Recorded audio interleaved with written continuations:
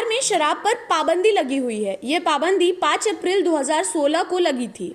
बिहार सरकार ने शराब के निर्माण, व्यापार, भंडार, परिवहन और बिक्री पर पाबंदी लगा दिया था। संगठन के महानिदेशक विनोद गिरी ने मुख्यमंत्री को लिखे पत्र में शराबबंदी को बोल्ड बताते हुए इस फैसले के लिए उनकी तारीफ भी की।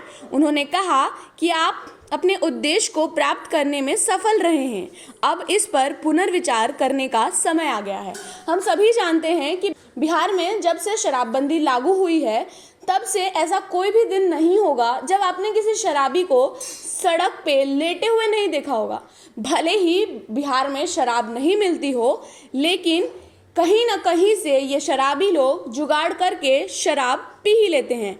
अब शराब का भंडारीकरण पुलिस करती है, ना कि शराब बेचने वाले व्यापारी। ये हम सबके सामने खुला पड़ा हुआ है। इसमें शराब के फायदे भले ही राज्य सरकार को ना हो रहे होंगे, लेकिन राज्य की पुलिस इसका भरपूर फायदा उठा रही है। हम सभी जानते हैं कि झारखंड बॉर्डर और यूपी बॉर्डर से शराब को बिहार लाया जाता है और उसके साथ ही उसकी धड़ल्ले से बिक्री की जाती है। जो शराब की बोतल पहले 500 रुपये में मिलती थी, अब उसको 1000 रुपये में बेचा जाता है और धड़ल्ले से शराब का व्यापार किया जाता है। लेकिन इसमें बिहार सरकार को किसी भी चीज़ का फ़ायदा नहीं है।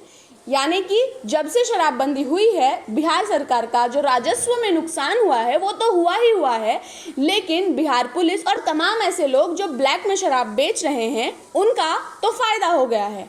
लेकिन ऐसे में जब पूरा बिहार शराब पी ही रहा है और बिहार में शराब बिक ही रही है, ये एक सत्य है, तो क्यों ना इसको सरेआम बेचा जाए ताकि बिहार सरकार के राजस्व को तो कोई फ़ायदा हो ही जाए।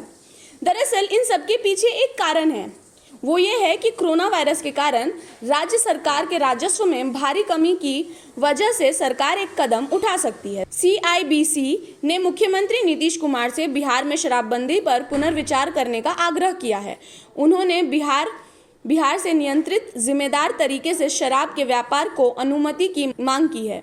साथ ही यह अनुरोध भी किया है कि वह केवल एक मूल बिंदु से ऊपर शराब उत्पादों की बिक्री की अनुमति दे दें। जिसके पास साधन है वो इसे खरीद सकते हैं।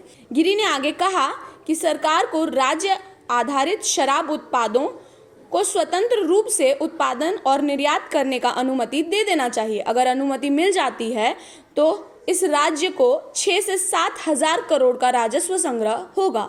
इस समय अगर बिहार में नियंत्रित और जिम्मेदार पूर्वक तरीके से शराब की बिक्री अनुमति दी जाती है तो राज्य के राजस्व में अच्छी बढ़ोतरी होगी। दूसरे राज्यों की तरह बिहार में भी होम डिलीवरी का ऑनलाइन सेल की छूट मिले। कोरोना महामारी का कारण केंद्र और राज्य सरकार ने राजस्व में भारी कमी आ चुकी है। ऐसे में हम सभी जानते हैं कि जब कुछ भी नहीं खुला था तब शराब की दुकानें खुली थी। लॉकडाउन के बाद सबसे पहले अगर लॉकडाउन के बाद कोई चीज़ खुली थी तो वो था शराब की दुकानें, क्योंकि शराब की दुकान ने केंद्र सरकार के राजस्व को भर दिया था। उसी तरह अब गिरी साहब भी कह रहे हैं कि जब शराब बिक ही रही है तो उसको क्यों ना बिहार सरकार के राजस्व को फ़ायदा दिलाने में मदद की जाए और इसको नियंत्रित तरीके से बेचा जाए। अब ये फैसला या ये अनुग्रह कितना सही है ये हम आपको नहीं बता सकते हैं, लेकिन आपको क्या लगता है कि शराब की बिक्री दोबारा बिहार में शुरू होनी चाहिए? इसको लेके आप हमें कमेंट सेक्शन में बता सकते हैं। अगर आप हमारा वीडियो फेसबुक पे देख रहे हैं तो हमारे पेज को लाइक कीजिए। अगर आप हमारा वीडियो यूट्यूब पे देख रहे हैं तो हमारे चैनल को सब्सक्राइब कीजिए। आपका ये वीडियो देखने के लिए बहुत बहुत धन्यवाद।